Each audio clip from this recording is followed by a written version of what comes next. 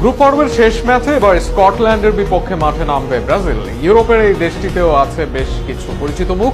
তাদের বিপক্ষে জয় পাওয়া সহজ হবে না সেলেসাওদের। সেখানে 3 চ্যালেঞ্জের মুখোমুখি হতে হবে ব্রাজিলকে। শেষ ম্যাচে জয় পেতে স্কটল্যান্ডের বিপক্ষে ব্রাজিলের সম্ভাব্য 3 চ্যালেঞ্জ নিয়ে থাকছে প্রতিবেদন। নকআউটে যাওয়ার আগে শেষ ম্যাচের সামনে ব্রাজিল 2 ম্যাচ শেষে 4 পয়েন্ট নিয়ে সেলেসাওরা রয়েছে গ্রুপের শীর্ষে। অন্যদিকে স্কটল্যান্ডও লড়াইয়ে আছে নকআউট নিশ্চিত করার লক্ষ্য নিয়ে। ফলে এটি শুধু নিয়ম রক্ষার ম্যাচ নয়, বরং দুই দলের জন্য গুরুত্বপূর্ণ এক পরীক্ষা। কাগজে কলমে ব্রাজিল এগিয়ে থাকলেও ইউরোপের এই দলটিকে হালকাভাবে নেওয়ার সুযোগ নেই। সেখানে রবার্টসনদের বিপক্ষে 3 পরীক্ষা দিতে হবে ব্রাজিলের। প্রথম পরীক্ষা থাকবে স্কটল্যান্ডের রক্ষণের বিপক্ষে।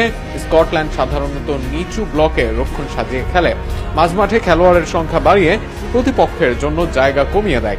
তাই ব্রাজিল যদি শুধু মাঝ দিয়ে আক্রমণ চালায় তাহলে গোলের সুযোগ তৈরি করা কঠিন হতে পারে। বিশ্বকাপের এবারের আসরে মাত্র 1 গোল হজম করে স্কটল্যান্ড। এমনকি 59 বল নিয়েও মরক্কো করতে পারে মাত্র 2 টার্গেট শট। এই ম্যাচে ভিনিসিয়াস জুনিয়র, লুইস হেনরিক বা মার্টিনেল্লিদের গতি সবচেয়ে বড় অস্ত্র হতে পারে। 2 উইং ব্যবহার করে রক্ষণ আক্রমণ করতে হবে, পাশাপাশি ফুল ব্যাকদেরও আক্রমণে যুক্ত হতে হবে।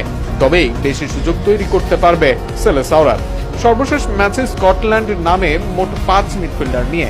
এর আগের ম্যাচে খেলে 4 জন নিয়ে। তাই এই জায়গায় শক্তিশালী পরীক্ষা হবে ব্রাজিলের।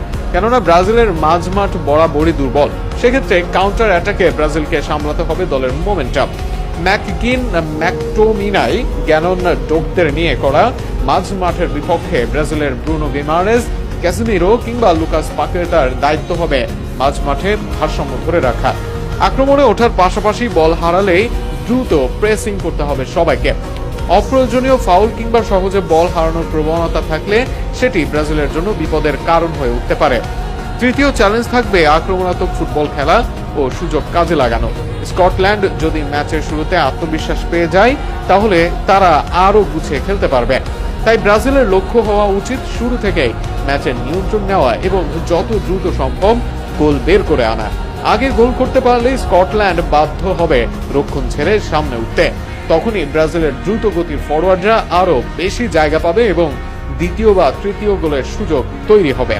ম্যাচ যত দীর্ঘ সময় গোলশূন্য থাকবে, স্কটল্যান্ডের আত্মবিশ্বাসও তত বাড়বে, তত বিপদও বাড়বে সেলেসাওদের। সব মিলিয়ে ফেভারিট হিসেবে 25শে জুন মাঠে নামবে ব্রাজিল। তবে 3 শর্ত জিততে না পারলে স্কটল্যান্ড হতে পারে তাদের গলার কাটা।